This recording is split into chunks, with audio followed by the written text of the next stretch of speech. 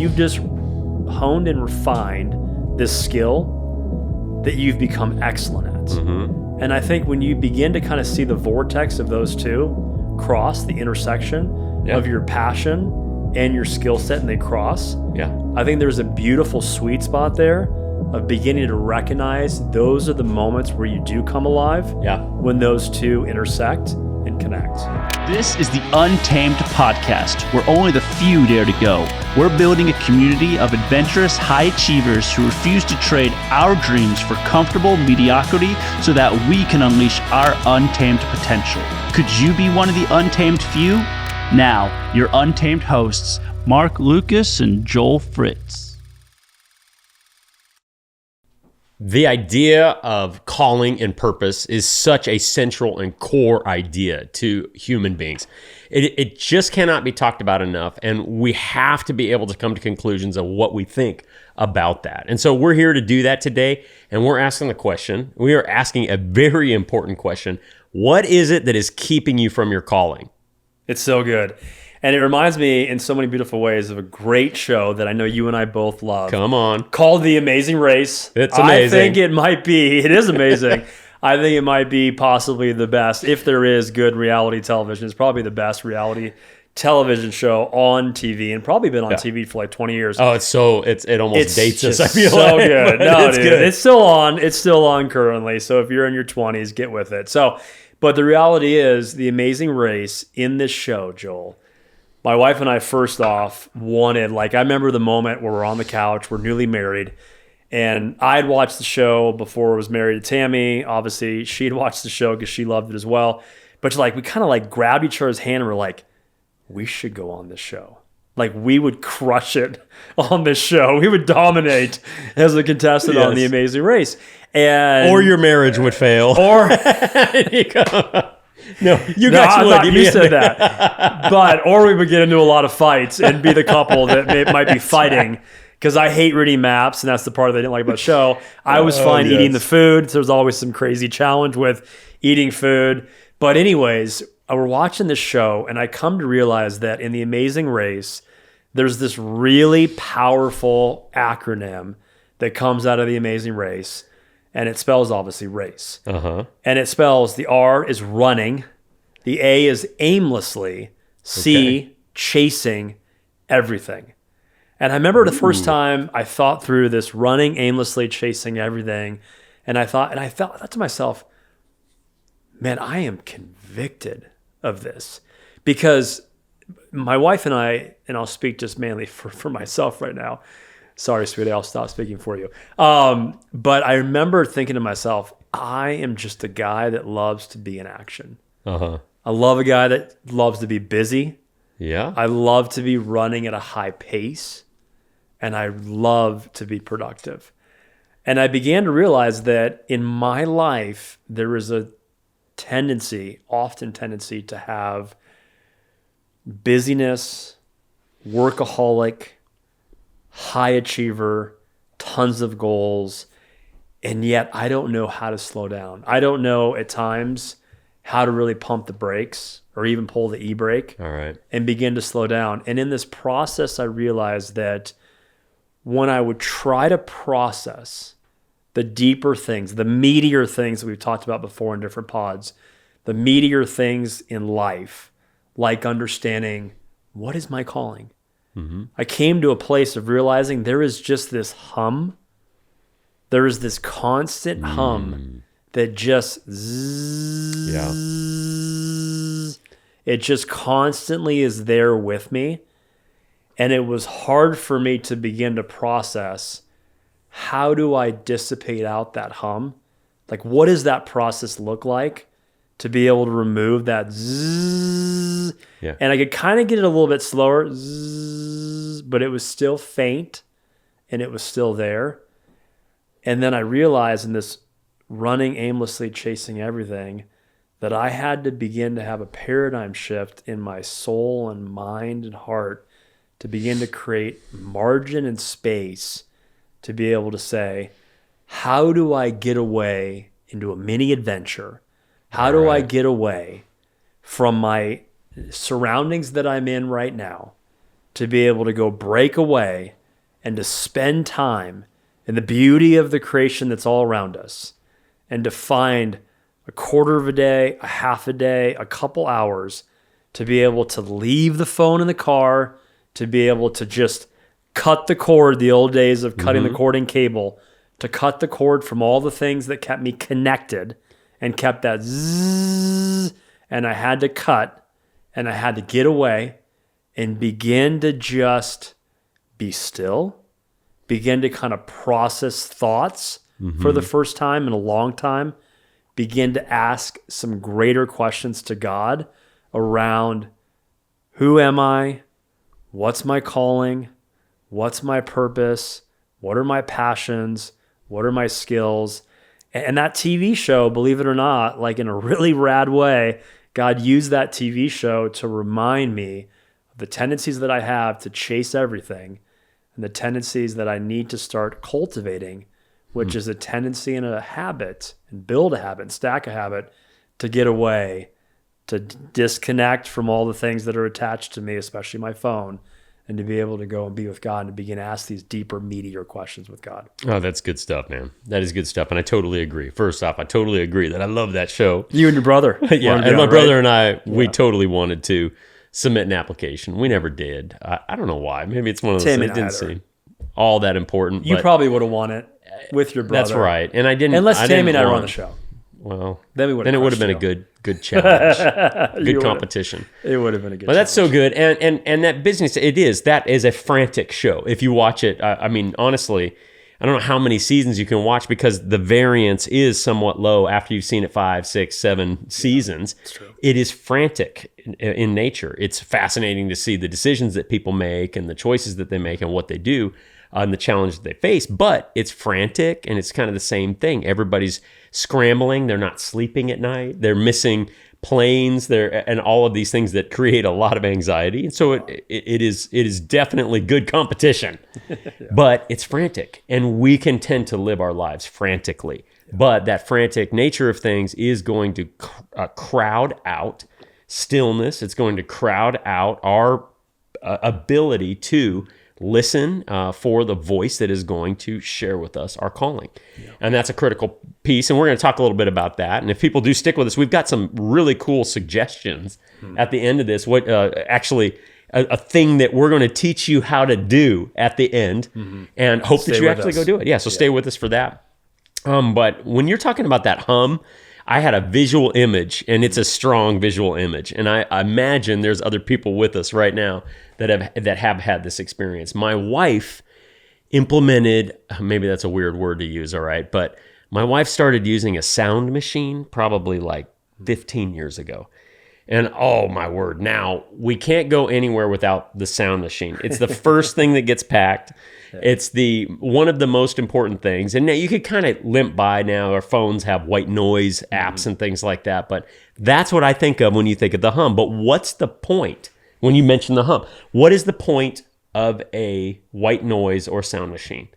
It is to drown out all the other sounds around. Right. They find a frequency that kind of matches the most sounds around you that can drown it all out. It's kind of a masking almost. Exactly. Right. Yep. And so when that's happening, you're having, by choice, a hard time hearing anything that's within vicinity because that white noise machine is drowning everything out. Yeah. And we have got to be people who figure out how to get rid of that and listen. Because there's good stuff. We got to get in tune with ourselves. You got to get in tune with the spiritual. That's one of the things that we love talking about, is that if you're not in tune with the spiritual, we're spiritual beings. So we need to get in tune with our spiritual selves. We need to be in tune with our physical selves. There are all these different areas in our lives that we need to pay attention to.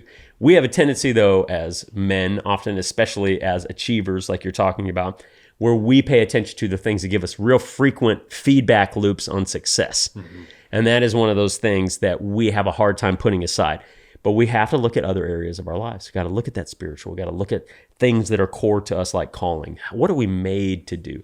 You know, really, what is some of the most fulfilling things that we can do? Where are we going to find purpose? Think a lot about that different stuff. But so I love that story because it speaks right to the heart of what we're dealing with. Yeah.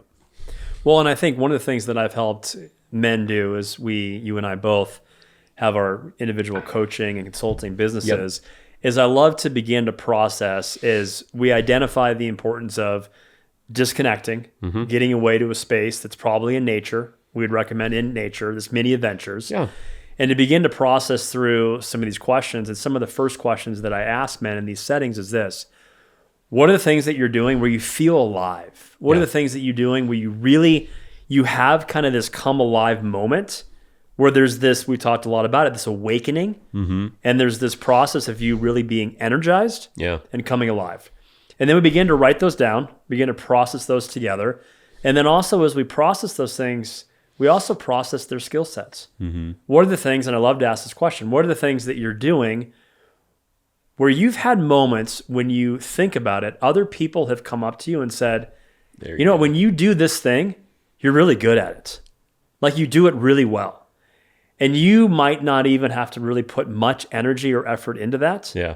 But you, whether it's the 10,000 hour principle, you've just honed and refined this skill that you've become excellent at. And I think when you begin to kind of see the vortex of those two cross, the intersection of your passion and your skill set, and they cross, I think there's a beautiful sweet spot there of beginning to recognize those are the moments where you do come alive when those two intersect and connect. And there's a lot of fulfillment in what you just said. And there is something very important that I think a lot of people need to understand. And that's this whole idea of what vocation or calling is or isn't. And when you actually look at the word vocation, I don't know how many people know this, but its root word is Latin, is vocare. But vocare is a word for where we get voice from. It's the call. There's some Latin languages that actually use it as a root. And so you can hear some of those come out in those languages, but it's the call. Vocare is the call. Vocation is your call. So when I look at these things and I talk to people about this and try and find that alignment that you're talking about, when you have to look at it as this large umbrella is this calling that you have, vocation. All right. Your vocation is something bigger. It's core. It's the essence of who you are. But underneath that is the thing that we talk about the most, or that men in general, achievers tend to talk about, and that's career or profession. But career and profession are not necessarily call. It's not the vocation. That's on top of that. But if you can start to align your profession, if you can align your career, your skill set, the thing that you spend time developing, doing, like 10,000 hours that you put in to become an expert, and if you can figure out how to align that with the call, that's where you start to experience some of that fulfillment. Now, there's one more step, and this is really critical that we understand this too. That's job. Job or assignment. Now, if you have a profession, I think it's something 4.5. People are going to have 4.5 different jobs in their life or something like that. On average. And so if the average person is going to have multiple jobs in their life, it's indicating that that's not necessarily our career. Our career is the profession or skill set that we have. And what's even key, we're talking to a lot of people in midlife as well. And in midlife, people have a tendency to switch careers. They say, hey, I've gained this skill set, and yet I want to build on that skill set, but I want to shift. I want to get new education.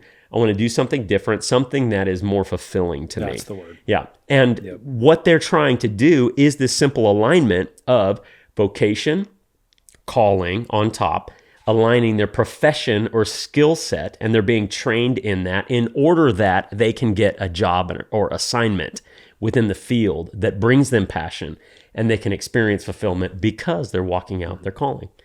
Well, and I think you just hit a great word that I think we should just spend a few more moments on, is that if you're at a place right now and you're listening in this beautiful Untamed few, and you really honestly ask yourself, am I really feeling fulfilled right now? I think that's a great core question to begin to articulate within your mind and your soul, and have this conversation when you are in a mini adventure and you're getting away, you're disconnected, you're getting away from that hum, and you're beginning to process with God, how fulfilled really am I right now? Yeah. And really listen to what your heart and your mind is saying as you have this inner dialogue. Yeah. And I think that's a great question, one of the great questions to be able to process in these times of the mini adventure. And that's a question that we love to ask men for sure. Yeah, so it's kind of a step that they can take. It's an easy step that you can take. Now, you can do it in any setting, but you're kind of teasing me with this whole mini adventure thing, right? Yeah. I know I talked about it in a podcast. I talked about my oldest daughter, and we went on a little mini adventure together in Birmingham. I forget which episode that was. It's probably 1 or 2. Yeah. But if you want to go back and listen to it, go ahead. That's an example of a mini adventure. But we want to tell people, go on a mini adventure. Get out, do something. And so we want to give you a context to be able to do that, where then you can follow these 3 steps. Or do we have 3 steps for this one? I don't even remember. Then going on the mini adventure is the big step. That's the big step that we want you to take. So forget about the steps, because ultimately we want you to go on a mini adventure, and we want you to ask important questions. Yeah. But the step is that you've got to get rid of the noise. And so when you get rid of the noise, that provides you the opportunity to ask the question. And we're saying a mini adventure would really help. So you want to tell these people what a mini adventure looks like? Because you've been teasing me with it the whole time. Well, I think we're still, it's wet concrete. Yeah. And you and I have taken individually and collectively mini adventures together. Right. We're going to talk on the next pod, and make sure you listen to that next pod with us about the adventure retreats. Yep. And that's where we're going next. It's like just one step past a mini adventure. It really is. But I think this mini adventure it's an opportunity for you to really ask yourself, what does it look like for me within my calendar to be able to schedule time away for me to truly get off the grid? And it could just be getting off the grid, like I said, for a quarter of a day. But you're going to get off the grid. And you don't have to do this alone. I'd probably encourage men. My suggestion is the first one, to do it alone, but begin to kind of process through some of the bigger, meatier questions, like the fulfillment question. One of the questions could be, maybe leading into that fulfillment, is how do I process through this ruthless elimination of hurry? Like, what are some things in my life that truly I could cut away, that truly right now are getting in the way and hindering me from truly being able to hear well and listen well, and have less of that hum in my life, and to be able to be more attuned to hearing from God. If you're not a person right now and you're with us, which we love that, of faith, to be able just to connect with yourself then, if you're not connecting with somebody, like we would say, connect with God. But in this process, you're having these deeper connections. Right. You're having these deeper conversations. And what I do before my mini adventure is I'll spend 2 to 3 days before, and yes, men do journal, and I don't journal a lot anymore, but I'll just begin to kind of write down some questions, some burning questions that I've been wrestling with. It could be some rocks that I'm struggling with. It could be some things where I feel some tension in my life right now, and I'm managing tension, but I'm having a hard time managing that tension. But I'll just kind of write down some things that I'm wrestling with.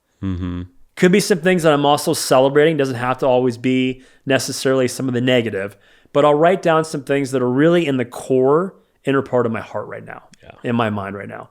And then I'll get away in a mini adventure, and I'll go and begin to process those inner questions, and also process those with God. Yeah, that's great. And so now we're talking about calling. What's holding you back from your calling? And we're suggesting you need to be able to listen and hear. And so when they get away like that and ask those good questions, they're going to hear something. There is this voice. We all kind of have this innate understanding that there's a voice, kind of that calling that's reaching out to us. And we actually are saying, you need to go, and you need to push in, to lean into that voice and to hear what it has to say. Right. And that's a critical part of life. And when when I gave that umbrella of career and understanding what it is that we do in life, the things that we do, it's voice. We have to listen for the voice, the vocare, to find our vocation, because it's going to lead us into who we are. Yeah. And so we want to be people who seek after that voice, but you got to set aside time for it. So those things that you're talking about, you said it could be a quarter of a day. It could be some time. You got to carve out time on your calendar. We got to get rid of our phone during that time. That may be one of the easiest parts, the lowest hanging fruit, but it also may be one of the most difficult parts, because people seem to think that they are not going to be able to survive if their phone is not in their hand. It's really funny to watch my kids, and I know you've had this experience too, but you're like, they're like, well, my phone's not charged, or I don't know what to do. And you're like, man, what do you mean? Just go drive to the store, ask you to get something. Who cares if the phone works or not? And they're like, I cannot imagine even driving 2 miles from the house without my phone. And I feel like psychologically, that is just what we do. We are knit and married to these devices, and we don't know what life looks like without them. And that actually creates this anxiety. But that's a healthy anxiety that we need to feel, because it should be showing us we should not be that dependent on a device. So we are recommending that you put that device aside, no disruptions, no distractions, because you're listening. You're putting the buzz away, the white noise away, that you can go and hear the voice. You can interact with your innermost being, the universe, the creator, and to hear that voice that he has to share with you about who you are and what you're made to do. Yeah. What could be more exciting, literally? It's so exciting. But it takes discipline. It does. And I'll add one thing that really has been helpful for me that I know we've talked about, you and I, but I want to share with the Untamed few right now is this.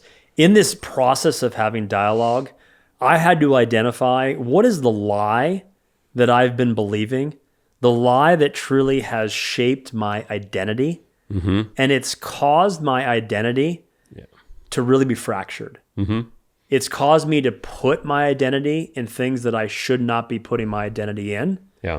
Whether that might be success in the marketplace, whether that might be accolades and achievements, whether that might be financial things. Again, we talked about it before. Those are all great things. But if truly my identity solely, keyword, is in those things, then there is a deconstruction, a fracturing of my identity, that it's not the core. It's not the core of who my identity is.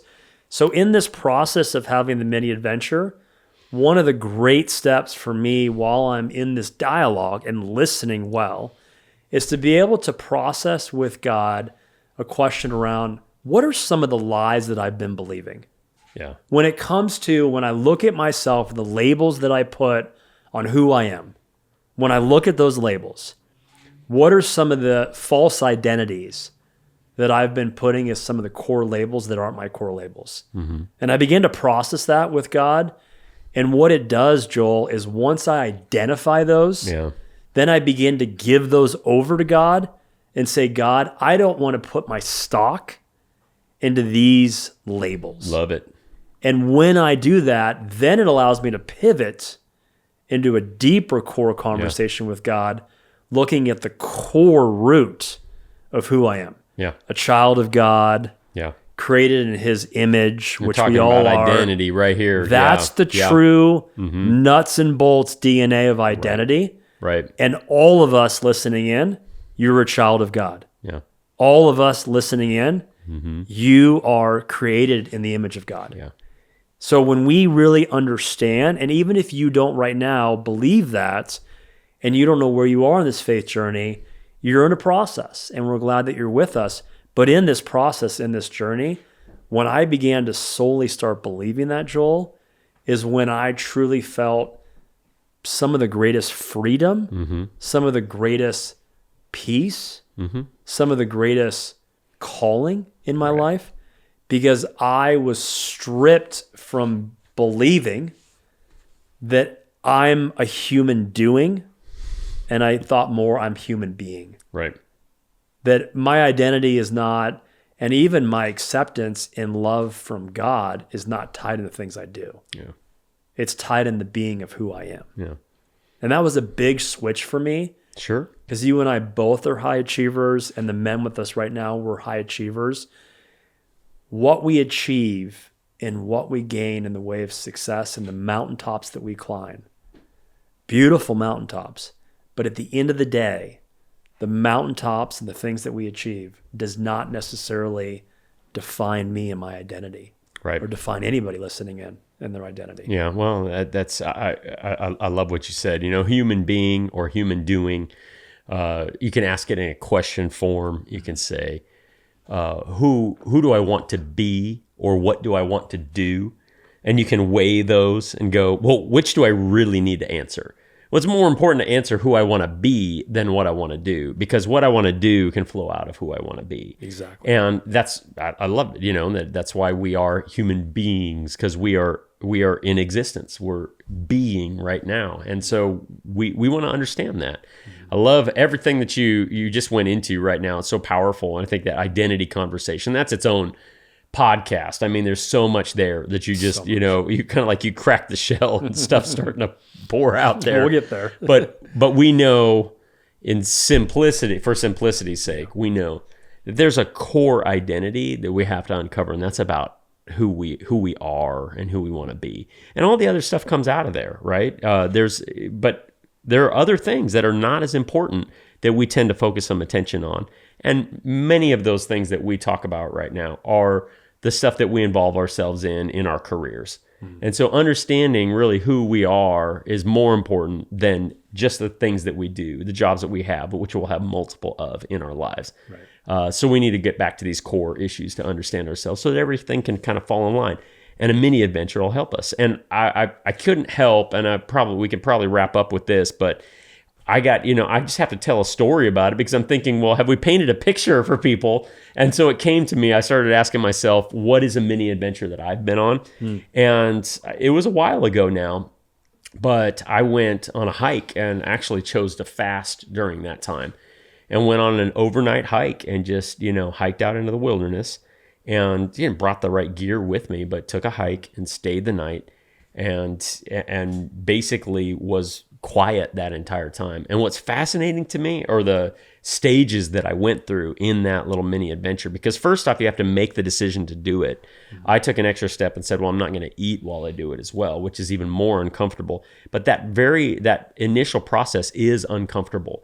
Making the decision that I'm going to do something that I don't do. Do I have time for it? Is it dangerous? All of those questions. But I went out and I stayed in the wilderness. I was asking specific questions. I wanted to be alone. I wanted to hear, wanted to make space to hear the voice. And as I did that, it was just amazing. Like, fears engaged, but I overcame those fears. I went anyways. I did it. And then when I was there, it was almost like I was jittery, because you feel like you're coming down off of an addiction or something when there's no noise around you. And I mean no noise. And this was in the desert of Tucson, Arizona. And I'm out in the wilderness, and there's no sounds. All you hear is the wind. And you're grasping. It's like your senses are looking for something to latch onto. The sensory stimuli is gone, and you just feel like there's a big fat void. But as that calms and your body adjusts to it, you start to hear different things.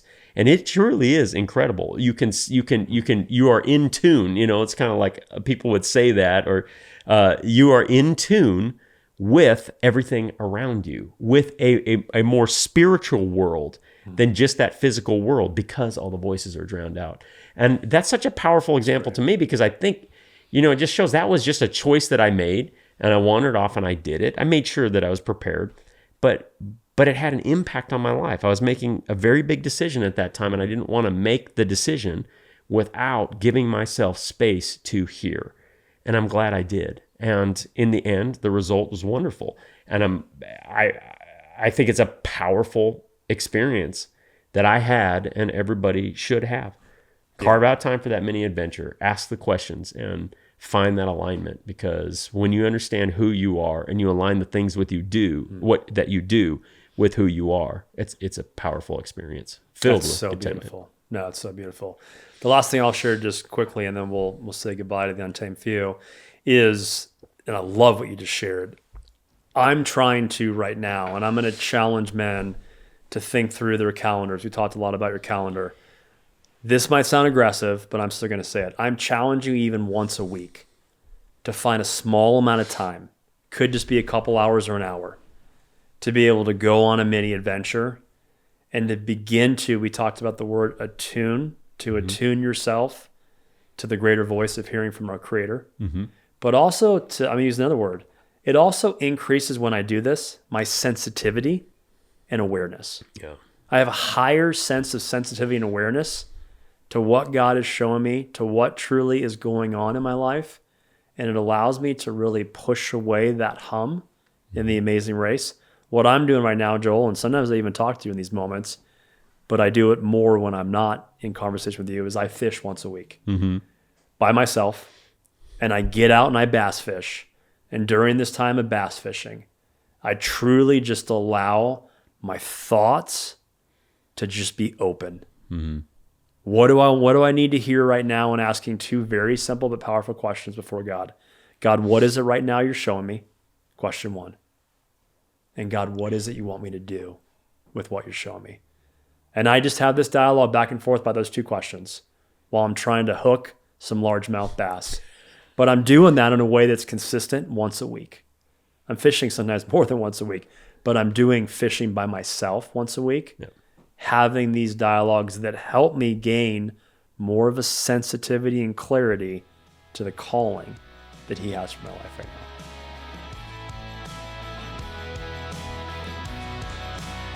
If this episode sparked something in you, please subscribe and even share it with someone who's ready to take their life to the next level.